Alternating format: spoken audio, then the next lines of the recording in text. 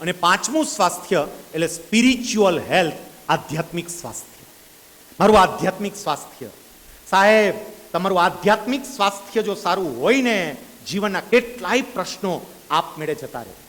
આ સ્વામિનારાયણ સંપ્રદાયની અંદર એવા અગણિત પ્રસંગો છે કે જેમાં કોઈના જીવનમાં દુઃખ આવ્યા હોય, અપરંપાર દુઃખ આવ્યા હોય, પણ એમના આધ્યાત્મિક સ્વાસ્થ્યને કારણે એમને કોઈ તકલીફ પડી જ ના હોય, એ સ્થિર રહી શક્યા હોય. આધ્યાત્મિકતા કામ શું કરે? ભગવાન પ્રત્યેની દ્રઢ શ્રદ્ધા કામ શું કરે? મંદિરમાં જઈએ, કથા વાર્તા સાંભળીએ, એ કામ શું કરે?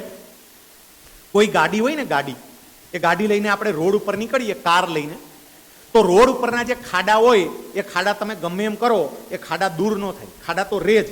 રોડ ઉપર જે ખાડા હોય એ ખાડા કાયમ માટે રહે. પણ તમારી ગાડીમાં સસ્પેન્સર સારા હોય, તમારી ગાડીમાં જમ્પર સારા હોય, તો રોડ ઉપરના ખાડાની ગાડીમાં તમને અસર થાય જ નહીં. બોલો, કારણ કે જર્ક બધો ઓલું લઈ લે, જર્ક આવે, ઝાટકો આવે, પણ ઝટકો તમને ન લાગે, ઓલા સસ્પેન્સર એ ઝાટકો લઈ લે, તમે ગાડીમાં સ્થિર રહી શકો. એમ જીવન રૂપી રસ્તા ઉપર સમસ્યા રૂપી ખાડા આવશે, આવશે અને આવશે, એ દૂર નહીં થાય, હશે જ. પણ જો હું આધ્યાત્મિક રસ્તે ચાલતો હોઈશ, હું ભગવાનના રસ્તે ચાલતો હોઈશ, તો સાહેબ મારા વિચારો એ સસ્પેન્સર જેવું કામ કરશે. જ્યારે જીવનમાં તકલીફ આવશે ને, ત્યારે બધી જ તકલીફો એ મારા વિચારો એને અટકાવી દેશે, એને રોકી દેશે. મારે એક બે વાત અહીંયા તમને કરવી છે. એક તો હું તમને રાજકોટના ઉદાહરણ વધારે આપું છું, કારણ કે રાજકોટમાં રહ્યો, રાજકોટના લોકોને વિશેષ મળવાનું થયું, એટલે હું ત્યાંના ઉદાહરણ આપું છું. સાહેબ રાજકોટની અંદર એક પરિવારમાં એક બાળકનો જન્મ થયો. સાંભળજો, આધ્યાત્મિક સ્વાસ્થ્ય કોને કહેવાય એ ખબર પડે. બાળકનો જન્મ થયો, જે બાળકનો જન્મ થયો ને એ બાળકને નાક નહોતું, નાક, આ નાક હતું જ નહીં. આપણે બધા નાક છે એ નાક જ નહીં. સાહેબ હોઠ નહોતા, અહીંયા હોઠ નહીં, નાક પણ નહીં, હોઠ પણ નહીં, એટલે અહીંયા બાકોરું જ હતું, આખું બાકોર, અંદરનું તાળવું પણ નહોતું. એ છોકરાને બે આંખોય નહોતી, અને એના બંને મગજ અવિકસિત હતા. એટલે બાળકનો જન્મ થયો એ જ વખતે એ હોસ્પિટલના જવાબદાર વ્યક્તિએ પરિવારના મોભીને એટલે બાળકના દાદાને હોસ્પિટલે બોલાવ્યા, અને હોસ્પિટલે બોલાવીને બાળકના દાદાને એવું કહ્યું, આ છોકરો જુઓ, આમાં કાંઈ છે જ નહીં, આમાં કાંઈ નથી. આપણે આને ઇન્જેક્શન આપીએ, અને ઇન્જેક્શન આપી અને આને શાંત કરી દઈએ, અને ભગવાન પાસે પાછો મોકલી દઈએ. ઇન્જેક્શન આપીને શાંત કરવા કે ભગવાન પાસે પાછા મોકલવા, એનો અર્થ શું થાય એ મારે તમને સમજાવવાની જરૂર નથી. પણ એ વખતે આ છોકરાના દાદા પેલા ડોક્ટરને જે જવાબ આપે છે, એમણે એવું કહ્યું, સાહેબ આવી વાત બિલકુલ નહીં કરતા. સાહેબ ભગવાન અનંત કોટી બ્રહ્માંડનું સંચાલન કરે છે, તો કયા જીવને ક્યાં મોકલવો ને એ ભગવાને નક્કી કર્યું હોય. સાહેબ આ બાળકને ભગવાને અમારી ઘરે જ કેમ મોકલો? સાહેબ મને તો એવું લાગે છે કે ભગવાનને અમારા પરિવાર ઉપર પૂરેપૂરો વિશ્વાસ હશે કે હું મારું અપૂર્ણ સર્જન આ ઘરે મોકલું છું, અને બે ભેગા થઈ, બધા ભેગા થઈ અને એને પૂર્ણ કરશે. ભગવાને અમારા પર વિશ્વાસ મૂક્યો હોય, એ વિશ્વાસ તૂટવા કેમ દેવો? સાહેબ સાહેબ બિલકુલ નહીં. આ બાળકને અમારે જે થશે એ કરશું. તમે વિચાર તો કરો એની આધ્યાત્મિક સ્થિરતા.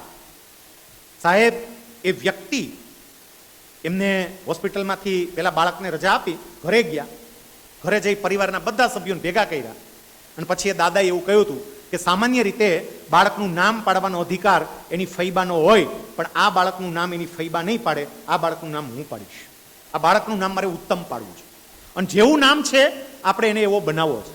ભલે ભગવાન એને આંખો નથી આપી, એને ઓઠ નથી આપ્યા, એને તાળવું નથી આપ્યું, એને નાક નથી આપ્યું, એના મગજ કામ ન કરતા હોય, આપણે પ્રયત્ન કરશું, ભગવાનની કૃપા થશે.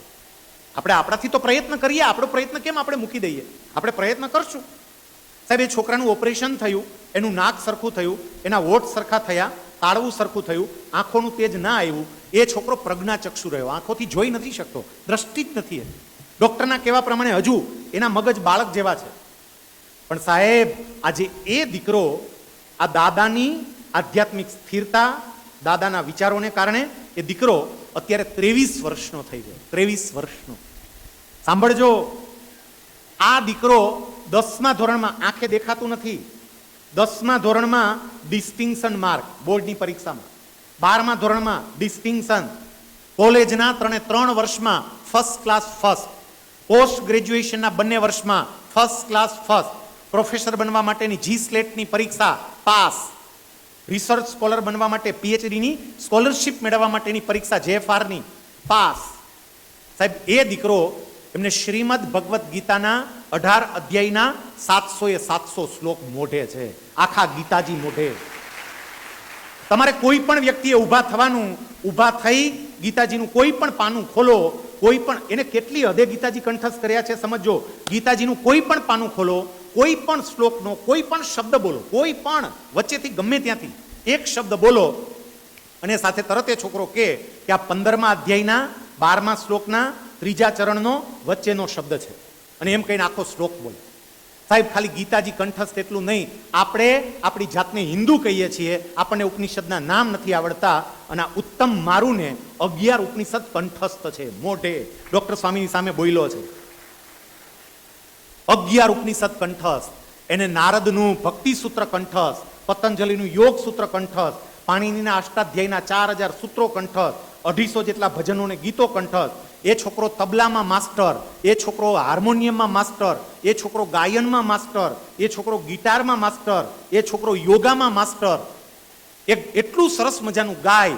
અહીંયા એમને ગાવા માટે બોલાયો હોય, 3 કલાક સુધી એકલો ગાયા કરે. આ બધું જ શક્ય બન્યું. મારે તમને કેવું છે, ડોક્ટરે તેમ કહ્યું હતું કે આને પાછો મોકલી દઈએ, પણ આ કક્ષા સુધી પહોંચ્યો કેમ? દાદાની સ્થિરતા, એના આધ્યાત્મિક વિચાર. સાહેબ એની 2 ઘટના તમને કહું, ખબર પડે કે આધ્યાત્મિક સ્થિરતા જ્યારે હોય ત્યારે વ્યક્તિ શું કરી શકે. મેં છોકરાના દાદા, એમનું નામ કુંવરજીભાઈ મારું, એ કુંવરજીભાઈને એવું પૂછ્યું કે કુંવરજીભાઈ, તમને ભગવાને આવો દીકરો આપ્યો, તમારે કેટલું બધું એનું ધ્યાન રાખવું પડે, તમારે કેટલી બધી એની દેખરેખ રાખવી પડે, એને સ્કૂલે લાવવાનો મૂકવાનો, આ બધું કામ તમે કરો છો.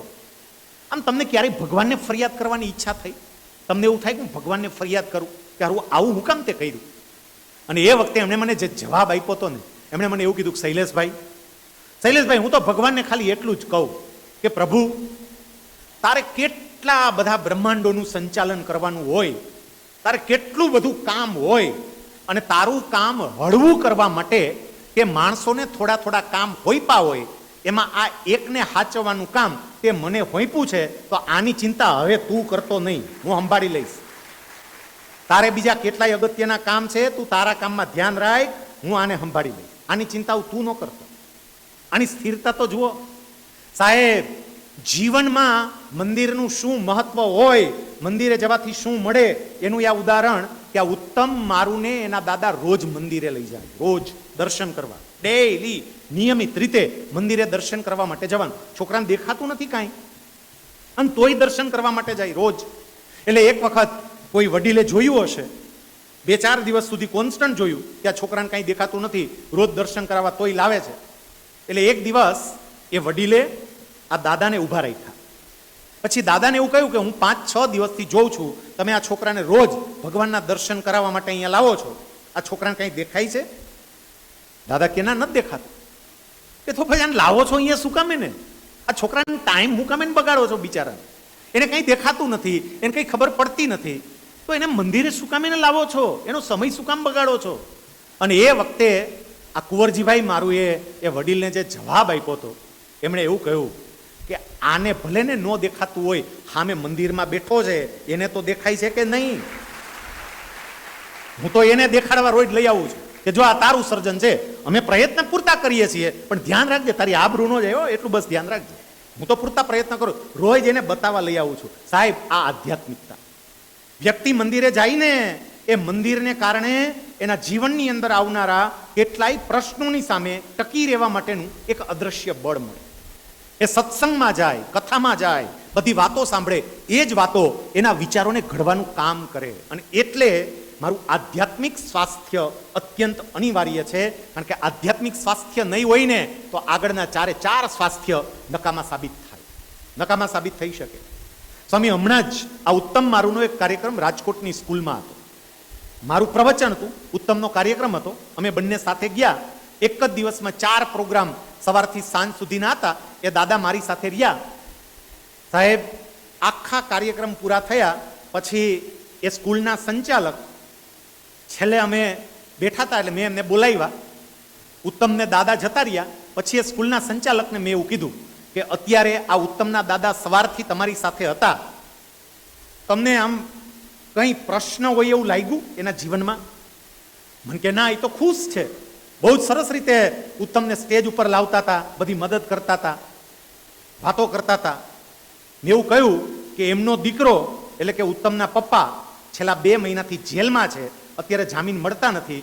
એનો દીકરો જેલમાં છે, પણ એની સ્થિરતા તમે જોઈ લો, એના ચહેરા પર કોઈ ફેર નહીં સાહેબ. આ આધ્યાત્મિકતા આ કામ કરે. નહીતર અત્યારે તો નાનો એવો પ્રશ્ન થાય અને દવાની સીસી ગોતે. બોલો, ક્યાં ગઈ સીસી, ક્યાં ગઈ સીસી?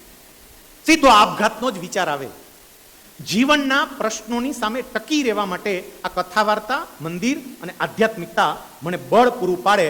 અને એટલે મારે તો એ કહેવું છે કે તમારી નવી પેઢી તમારી રીએ એવું ઈચ્છતા હોય ને તો એને મંદિરે લાવતા થજો. આમાં કેટલાક મમ્મી પપ્પા તો આધુનિક થઈ ગયા, મંદિરથી દૂર રહીએ. મંદિરે ના જવાય, મંદિરે ના જવાય, અમે રેશનાલિસ્ટ છીએ. રેશનાલિસ્ટ તો રેશનાલિસ્ટ જા સાહેબ. મારો દીકરો નાનપણથી મંદિરે જવાની શરૂઆત કરે, એ મંદિરે જાય, ભગવાનના દર્શન કરે, ત્યાં 2-4 વાતો સાંભળે તો એનામાં કંઈક એવા સંસ્કારો આવશે. નહીતર આજના વાતાવરણમાં દીકરાઓ અને દીકરીઓ આધ્યાત્મિકતા વગર ટકી રહે એવું શક્ય લાગતું નથી. આજે મેં 5 પ્રકારના સ્વાસ્થ્યની તમારી સામે વાત કરી છે. આપણે બધાએ સુખી થવું છે. અને સુખી થવા માટે તો કે સુખી થવા માટેની 5 ચાવીઓ છે. એ 5 ચાવીઓ તમને યાદ અપાવું. સૌથી પહેલી ચાવી મારું નાણાકીય સ્વાસ્થ્ય. નાણાકીય સ્વાસ્થ્ય જળવાય એટલે ખોટા ખર્ચા બંધ કરવું, બચત કરવું, યોગ્ય રોકાણ કરવું, દેખાદેખી બંધ કરવું. મારું બીજું સ્વાસ્થ્ય એટલે મારું શારીરિક સ્વાસ્થ્ય. મારું શારીરિક સ્વાસ્થ્ય મારા માટે અગત્યનું છે. ભગવાને આપેલી આ અત્યંત ઉત્તમ અને મૂલ્યવાન ભેટ છે. મારે એને સાચવવાની છે, જાળવવાની છે. વ્યસન મુક્ત જીવન જીવવું, બહારનું જમવાનું બંધ કરવું. હું બને એટલું કસરત માટે, યોગ માટે મારા જે સમય આપી શકાય એ સમય આપું અને મારા આ સ્વાસ્થ્યને, મારા આ શરીરને જાળવવાનો પ્રયત્ન કરું. ત્રીજું સ્વાસ્થ્ય માનસિક સ્વાસ્થ્ય. મારા વિચારો સારા રહે. અને મારા વિચારો સારા રાખવા માટે હું સારી સારી વ્યક્તિઓના સંગમાં રહું, કથાઓમાં જાઉં, અઠવાડિક સભામાં જાઉં, સારા સારા પુસ્તક વાંચું. જેવી રીતે મારા ઘરની અંદર ફિલ્ટર રાખું છું એવી રીતે મારા મનમાં પણ ફિલ્ટર રાખું કે એવા વિચારો અંદર ઘૂસી તો નથી જતા ને જેને કારણે મારું જીવન બરબાદ થઈ જતું હોય. ચોથું સ્વાસ્થ્ય સામાજિક સ્વાસ્થ્ય. સમાજની અંદર મારે રહેવું છે, મારા પરિવારની સાથે રહેવું છે, મિત્રોની સાથે રહેવું છે, એમની સાથેના મારા સંબંધ બહુ જ સારા રહે એવા મારે પ્રયત્ન કરવા જોઈએ. કારણ કે મારી મિલકત છે ને એમનેમ ન થાય. એના માટે તો કે મારે એકબીજાને અનુકૂળ થવું પડે, કેટલુંક સહન કરવું પડે, કેટલુંક જતું કરવું પડે, અને તો મારું પારિવારિક જીવન ચાલે. અને 5મું સ્વાસ્થ્ય મેં કહ્યું એ મારું આધ્યાત્મિક સ્વાસ્થ્ય, મારું આધ્યાત્મિક ઘડતર. ગમે એવા પ્રશ્નો ને ગમે એવી સમસ્યા, હું જો ભગવાનને સર્વ કરતા હરતા માનતો હોય, આ બધું જ કરનાર ભગવાન છે એવી સમજણ મને હોય તો મને દુઃખ ન થાય. આધ્યાત્મિકતા મારામાં સ્થિરતા લાવે. હું મંદિરે જાઉં, સંતોના સંપર્કમાં રહું, મારા બાળકોને મંદિરે લઈ જાઉં અને સંતોના સંપર્કમાં રાખું, સત્સંગના સંપર્કમાં રાખું, કથા વાર્તાના સંપર્કમાં રાખું, સદગ્રંથોના સંપર્કમાં રાખું તો એનો મને ચોક્કસ ફાયદો થાય. છેલ્લે એટલું કહેવું છે કે ભગવાનનું કોઈ કાર્ય ક્યારેય કારણ વગરનું હોય જ નહીં. આ સમજજો. આજની આ સભાની અંદર મને અહીંયા બોલાવવામાં આવ્યો આ કારણ વગર હોય જ નહીં. શૈલેષ સકપરિયા અહીંયા બોલવા માટે આવ્યો જ નથી. શૈલેષ સકપરિયાને અહીંયા બોલાવવામાં આવ્યો છે. કુદરત દ્વારા, પરમ ચેતના દ્વારા મને અહીંયા બોલાવવામાં આવ્યો છે. અને તમે અહીંયા એમને નથી આવ્યા એ સમજો. તમને અહીંયા ખેંચીને ચેતના લાવી છે. તમને કેટલાય હશે ગરડામાં બીજા ન આવ્યા. અમુકે રજીસ્ટ્રેશન કરાવ્યું ન આવ્યા. અમુક પાનના ગલે માવોય ચોરતા હશે ન આવ્યા. તમે જ કેમ આવ્યા? કારણ કે એ ચેતના આપણને બંનેને ભેગા કરવા માંગતી હતી અને મને માધ્યમ બનાવીને તમને કોઈ એક સંદેશો પહોંચાડવા માંગતી હતી. મેં અહીંયા 75 મિનિટ સુધી વાત કરી હોય તો એ 75 મિનિટ તમારી હતી જ નહીં, સમજી રાખજો, હતી જ નહીં. પણ હા, 5 મિનિટ તમારી જ હતી અને 5 મિનિટ કઈ હતી ને એટલું ખાલી પકડી લેજો. જો એટલું પકડાઈ જાય તો આજની આપણી આ વાત, આજનો આપણો સેમિનાર સાર્થક.